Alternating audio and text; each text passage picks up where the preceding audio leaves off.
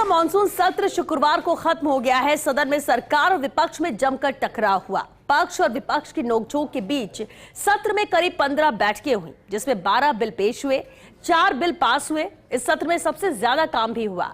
सत्र की प्रोडक्टिविटी 136% रही। सदन की कार्यवाही के संचालन में स्पीकर ओम बिरला की भूमिका काफी अहम रही। ओम बिरला ने सख्ती और नरमी के साथ ही बेहतरीन तरीके से सदन को चलाया। उन्होंने गर्म होते पक्ष और विपक्ष के सांसदों को बहुत ही शालीनता से शांत करा, हर मुद्दे पर चर्चा का मौका दिया। ऐसे में अब बीजेपी के नेताओं में ये चर्चा है कि बीजेपी सरकार के हर टर्म में अब स्पीकर ओम बिरला ही होंगे। ये रिपोर्ट देखिए। सभासदों, माननीय अध्यक्ष जी,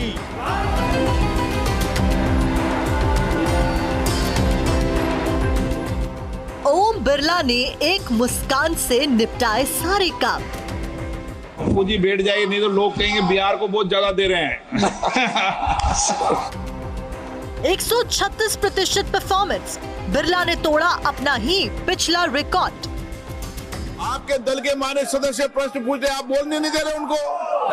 ये तरीका ठीक नहीं। माननीय मंत्री जी, मोदी और शाह की पहली पसंद ओम बिरला। आदरणीय अध्यक्ष जी, हमारे शास्त्रों में कहा गया है कि विनम्र और व्यवहार कुशल व्यक्ति सफल सहज रूप से होता है, और आपको तो उसके साथ साथ एक मीठी मीठी मुस्कान भी मिली हुई है। आपके चेहरे को ये मीठी मीठी मुस्कान पूरे सदन को भी प्रसन्न रखती है।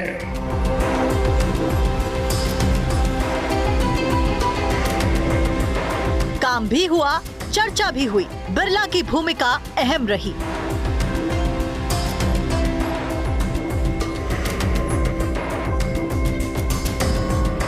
और आपके माननीय सदस्यों को कह दें, वो सदन पर आरोप नहीं लगा। रिपोर्ट से बोलता हूँ मैं, बिना रिपोर्ट से नहीं बोलता हूँ। बोलिए बोलिए, उनको बोलने दीजिए। 18वीं लोकसभा का पहला मॉनसून सत्र समाप्त हो गया। ये सत्र नई लोकसभा का पहला बजट सत्र भी था, जिसकी शुरुआत 22 जुलाई से हुई।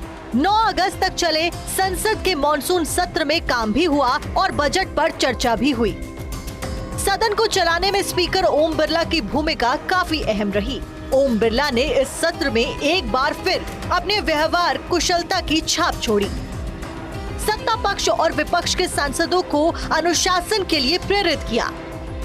प्रश्नकाल में मैंने आपको अलाउ नहीं किया, आप लिख के दीजिए। स्पीकर ओम बिरला ने सदन के नियम और प्रक्रियाओं को ध्यान में रखकर बेहतरीन सदन चलाया और नियमों से कभी समझौता नहीं होने दिया। न संसद को हंगामे की भेंट चढ़ने दिया। जहां ओम बिरला को सख्ती दिखानी चाहिए थी, वहां वे सख्त दिखाई दिए।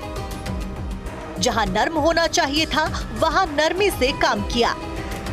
पोस्टर नहीं आने दूंगा, गलत तरीका है ये। नहीं आने देंगे, पोस्टर नहीं लेना देंगे सदन में, गलत तरीका है ये।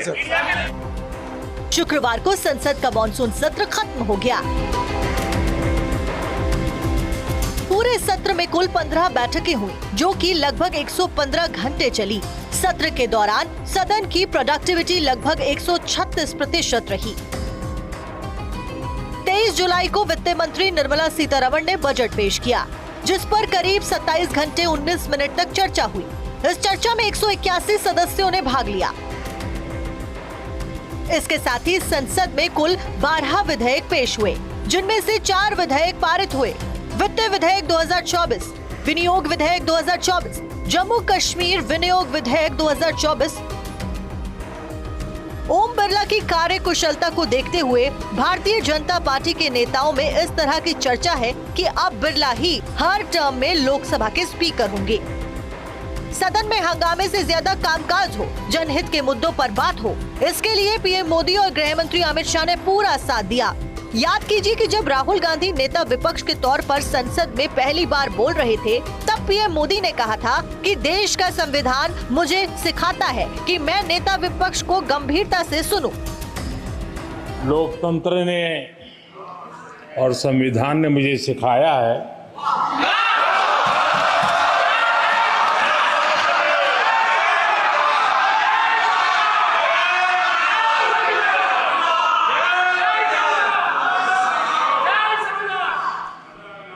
कि मुझे विपक्ष के नेता को गंभीरता से लेना चाहिए। इसी तरह जब वक्फ बोर्ड बिल पर सदन में चर्चा हो रही थी तो सपा सांसद अखिलेश यादव ने स्पीकर के अधिकार छीनने को लेकर सवाल उठाया तो गृह मंत्री अमित शाह खड़े हो गए और स्पीकर के अधिकारों को लेकर अखिलेश के सवाल पर सख्त नजर आए। और मैंने अध्यक्ष महोदय सुना है इस लॉबी में कि कुछ अधिकार आपके भी छीने जा रहे हैं, उसके लिए हम लोगों को लड़ना पड़ेगा आपके लिए। अध्यक्ष महोदय, मैं इस बिल का विरोध करता हूं। कोई अध्यक्ष के अधिकार अखिलेश जी सिर्फ विपक्ष के नहीं है, पूरे सदन के हैं। इस तरह की गोलमोल बात आप नहीं कर सकते हो। आप नहीं हो अध्यक्ष के अधिकार के संरक्षक। सरकार के इस मानसून सत्र की तुलना अगर पिछले मानसून सत्र से की जाए तो 2023 के मानसून सत्र में लोकसभा की उत्पादकता लगभग 45% रही थी, जो कि इस बार 136% रही।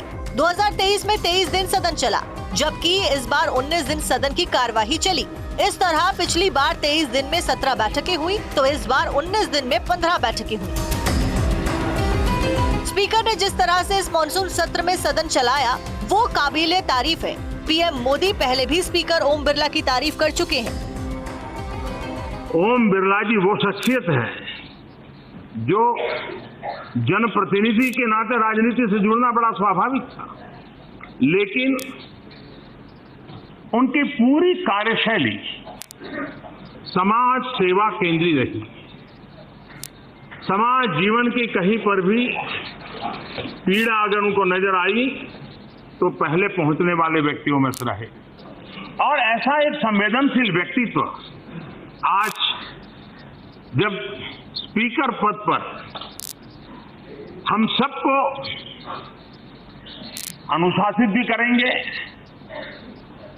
अनुप्रेरित भी करेंगे और उसके द्वारा ये सदन देश को उत्तम से उत्तम दे पाए,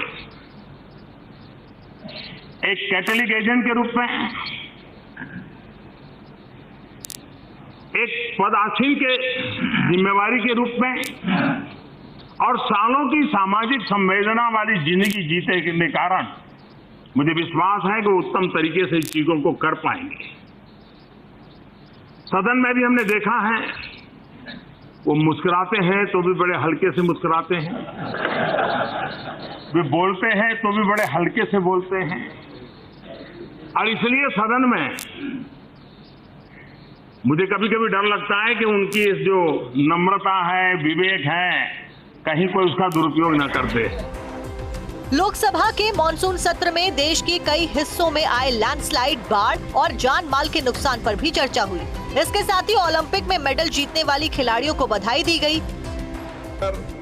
एयर पिस्टल मिश्रित टीम स्पर्धा में सदन को कुशलता पूर्वक चलाने के लिए स्पीकर ओम बिरला की चर्चा राजनीतिक गलियारों में भी हो रही है। यानी कि व्यवहार में कुशल ओम बिरला ने पहले ही मानसून सत्र में सफलता की छाप छोड़ दी और इसीलिए वो स्पीकर के तौर पर पीएम मोदी और गृह मंत्री अमित शाह की पहली पसंद है।